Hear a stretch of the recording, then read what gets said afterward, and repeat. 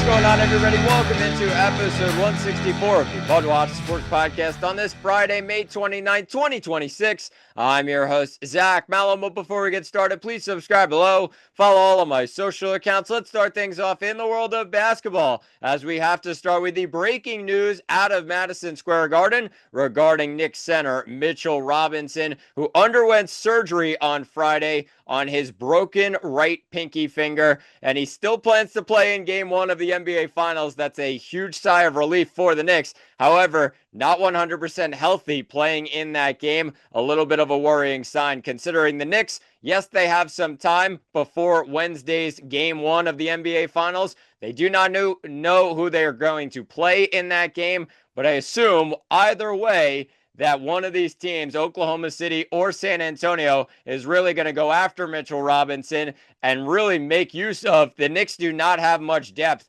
at the big man position besides Karl Anthony Towns and Mitchell Robinson. So that's probably an area that both of those teams, whoever is in the NBA Finals, whether it's OKC or San Antonio, is really going to hone in on, and trying to test Mitchell Robinson is probably going to be the game plan early on in Game 1. So we'll see what happens with Mitchell Robinson. But for right now, Mike Brown seems pretty confident that he'll play. He'll be just fine. And we'll see what happens. If he's in pain, then he'll be out of the game for this Knicks team. And that's going to be a big loss, especially down low. I mentioned the lack of depth for this Knicks team, especially at the big man spot. You look at OKC and what they have as their bigs. Chet Holmgren, who's over 7 feet. You got Isaiah Hartenstein, a friendly face, but another guy who's going to cause a lot of problems down low. And then on San Antonio's side, the real guy you have to worry about is Victor Wembanyama. And I know Karl Anthony Towns will probably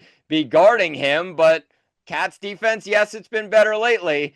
Not at the top level that you need it to be, especially going up against one of the NBA greats in Victor Wembanyama. So we'll see what happens with this Knicks team, but a real shaky situation right now, and a lot of Knicks fans got a little worried once they saw that news, especially about Mitch and the surgery that was going on, but it turns out that he will be pretty okay and head into Game 1 of the NBA Finals playing on Wednesday. But we'll see what happens and who they are going to play. The question right now is who's going to win Game 7. It is Game 7 of the Western Conference Finals, series tied at 3 apiece, and it's the Spurs and the Thunder at 8 o'clock tomorrow.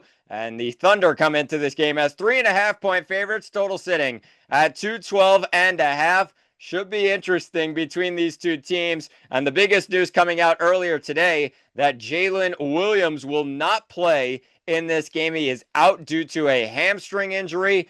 AJ Mitchell will also be out with a calf injury for the Thunder. So two big pieces for this Thunder lineup will not be playing in OKC on Saturday night. The question for Knicks fans, and it's been going back and forth the last couple of weeks, who would you rather play? The Oklahoma City Thunder or the San Antonio Spurs? In my opinion, I would rather play the San Antonio Spurs based on the Knicks have played them and beat them so far this season. I understand that OKC has their injury problems right now. They're not fully healthy, and they will be coming off of a 7-game series. I will say that if OKC does advance, this is probably the best time for the Knicks to face them. It's going to be tough, and I think OKC will probably win the series in the end. But looking at these two teams, they're both going to be exhausted after Game 7 tomorrow. And then, yes, they have a couple of days, a little bit more rest than those other teams that the Knicks faced off against in the Cleveland Cavaliers, as well as the Philadelphia 76ers. Only had a day or so to rest before they went into the next round of the Eastern Conference playoffs. Quite the opposite here. These teams get a couple of days, and the NBA Finals Game 1 is not until Wednesday.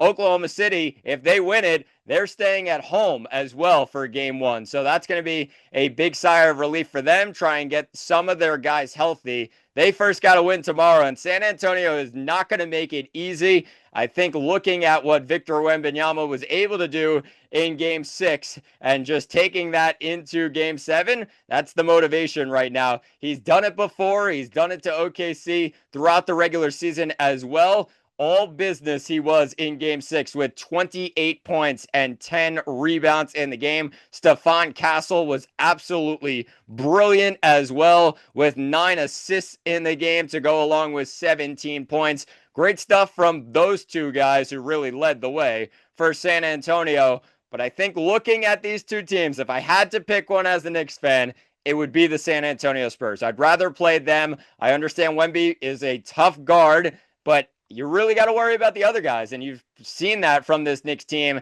in past series. Tyrese Maxey will get his, or Joel Embiid will get his, focuses on everybody else. Nobody did anything, especially the bench for Philadelphia. You look at this past series against Cleveland, Donovan Mitchell will get his points. No need to worry. Just worry about the rest of the guys, and the rest of the team besides Donovan Mitchell shot terribly the entire series against the New York Knicks. So looking at it, I'd rather play San Antonio, but either way, the Knicks are going to have a tough matchup on their hands. The fact that they're in the NBA Finals is an achievement in itself, and Knicks fans are really taking grasp of this last week or so being in the NBA Finals, looking forward to it. It all starts on Wednesday, and we'll preview the NBA Finals Game 1 on Tuesday's episode. Make sure you tune into that one. Whoever the Knicks will face, not going to be easy. The Thunder and the Spurs face off Game 7 tomorrow night down in Oklahoma City. Let's finish things off today in the world of baseball, as both of your teams were in action this week, and we start things out in Queens with the New York Mets, who lost 2 out of 3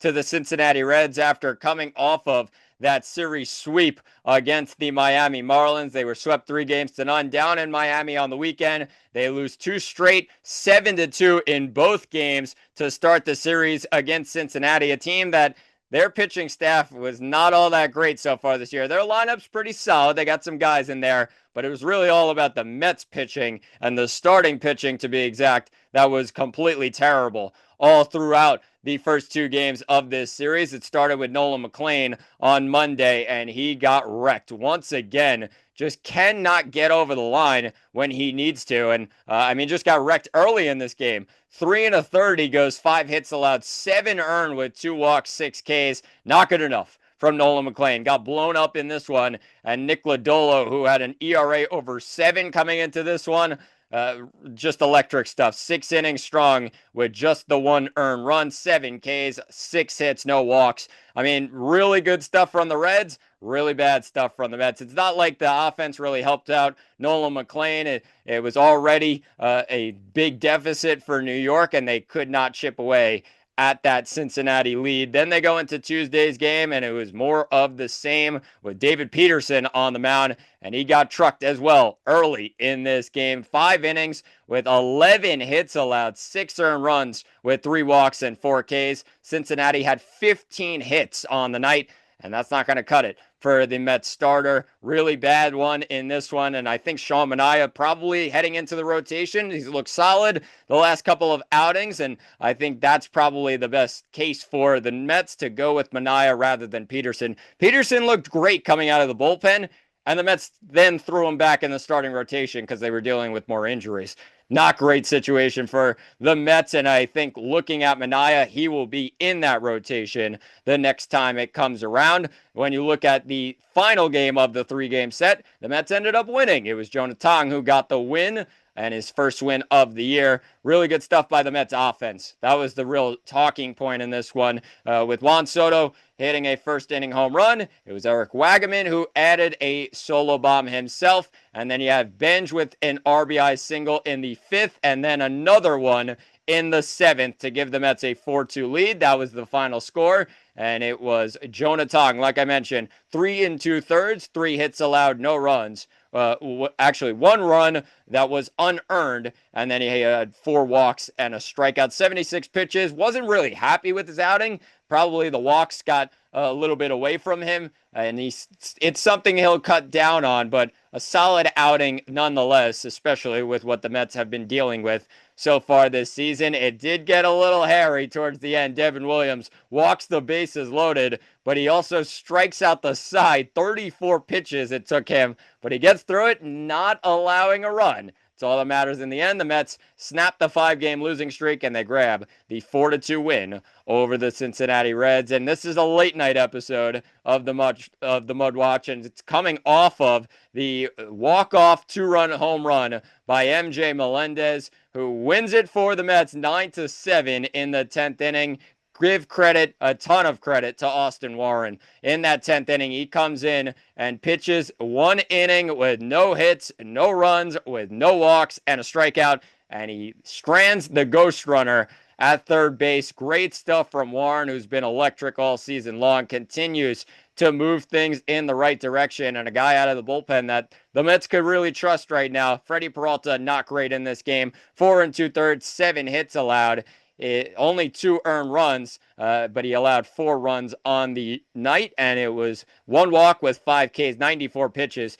Couldn't even get through 5 innings, which is just a worrying sign for this Mets team. Really going through a lot of guys in this rotation, and they got to find something to help Peralta get better in the next couple of outings. So the Mets win the first game of the 3-game set. It's a 4:10 start tomorrow, a 1:40 start on Sunday, as it's Scott and then McLean the next 2 days. Mets looking to pick up where they left off with these last 2 wins. They're a slight 2-game winning streak, so that's a positive sign for Met fans. They head into that before they head out west for a couple of series against Seattle and San Diego. On the other side of New York, the New York Yankees were out in Kansas City, and they own the Kansas City Royals, you could say. 14 straight wins since they lost Game 2 of the ALDS all the way back in 2024. Great stuff by the Yankees, who completely trucked through the Royals all series long. They win it 4-3 on Monday, and they ended up getting a win towards the end. That was Memorial Day. The Yankees came back. It was Anthony Volpe who had a clutch 2-run single to give the Yankees, a 4-3 lead, and the Yankees won that game. Then they go into Tuesday, 15-1. Cam Schlittler was electric. The offense was even better. Then they go 7-0 with Garrett Cole on the mound on Wednesday. And Garrett Cole, talk about a guy who's picked up right where he left off in 2024 before the Tommy John surgery. He's been really, really good in 2 starts since he's come back. Tampa and now Kansas City. And now the Yankees take that series sweep, 4 straight wins after they beat Tampa Bay in the final game of the 3-game set as well, all the way back on the weekend. Now they head into a 3-game set out west against the Athletics, where they're already starting off strong. They knocked out Luis Severino midway through this one. He only went an inning in this game. An old friend got trucked in the first inning. 4 runs on the board. It was Aaron Judge and then Paul Goldschmidt with a 3-run bomb to give the Yankees a 4-0 lead. They're up 7-1 as we speak, midway through the 4th inning, and we'll see what happens as Rodon looked pretty good so far. We'll see how he continues. Yankees continue with a game tomorrow, 10:05 start out in Sacramento, and then finally the final game of the 3-game set. It's a 4:05 start with Will Warren getting the ball for the Yankees. So Weathers and then Warren the next 2 days for the Yankees, looking pretty good right now and continuing to roll in the American League East. But that will do it for episode 164 of the MudWatch Sports Podcast. Please subscribe below. I've been Zach Malum, and thanks for watching, and talk to you all on Tuesday.